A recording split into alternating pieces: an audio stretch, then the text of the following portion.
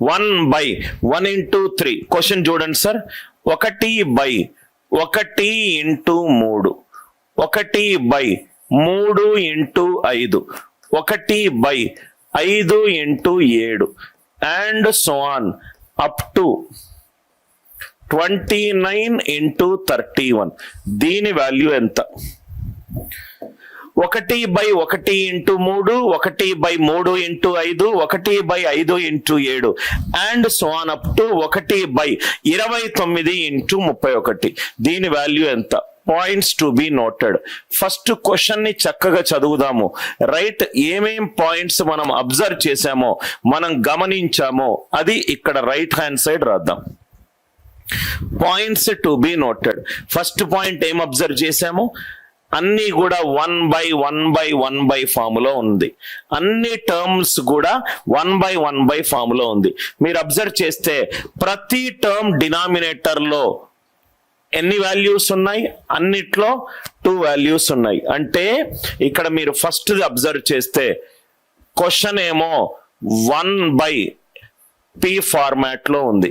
ఆ p ఏదైనా కావచ్చు. 1/p ఫార్మాట్ లో ఉంది. దానికి p కి సమ్ వాల్యూస్ ఉన్నాయి. యాడ్ చేస్తున్నాం కాబట్టి సమేషన్. ఇది మనం ఫస్ట్ అబ్జర్వ్ చేసిన వాల్యూ. సెకండ్ అబ్జర్వ్ చేసిన వాల్యూ, దీన్ని ఒక వాల్యూ అనుకుందాం. ఒక వాల్యూ, రెండు వాల్యూ. ప్రతి టర్మ్ లో డినామినేటర్ లో నంబర్ ఆఫ్ వాల్యూస్ సమానము. ఇక్కడ 2 వాల్యూస్ ఉన్నాయి, ఇక్కడ 2 వాల్యూస్ ఉన్నాయి, ఇక్కడ 2 వాల్యూస్ ఉన్నాయి, ఇక్కడ 2 వాల్యూస్ ఉన్నాయి. ఆర్ వాల్యూ బదులు numerical values. Number of numerical values. ఈ న్యూమరికల్ వాల్యూని తెలుగులో ఏమంటారో నాకు తెలియదయ్యా, అందుకే అది రాస్తున్నాను. In denominator number of numerical values in denominator are equal. ప్రతి ఒక్క టర్మ్ లో డినామినేటర్ లో ఇక్కడ 2 వాల్యూలు ఉన్నాయి, ఇక్కడ కూడా 2 వాల్యూలు ఉన్నాయి, ఇక్కడ కూడా 2 వాల్యూలు ఉన్నాయి, ఇక్కడ కూడా 2 వాల్యూలు ఉన్నాయి. ఇది సెకండ్. మళ్ళీ అబ్జర్వ్ చేయండి. ఫస్ట్ టర్మ్ లో లాస్ట్ టర్మ్ ఎంత? 3. సెకండ్ టర్మ్ లో డినామినేటర్ లో ఫస్ట్ టర్మ్ ఎంత? 3.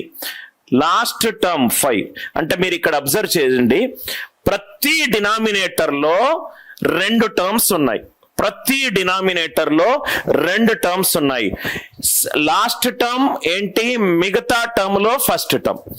ప్రతి డినామినేటర్ లో 2 టర్మ్స్ ఉన్నాయి. డినామినేటర్ లో last term first term, denominator లో లాస్ట్ టర్మ్ ఫస్ట్ టర్మ్. అంటే మీరు అబ్జర్వ్ చేస్తే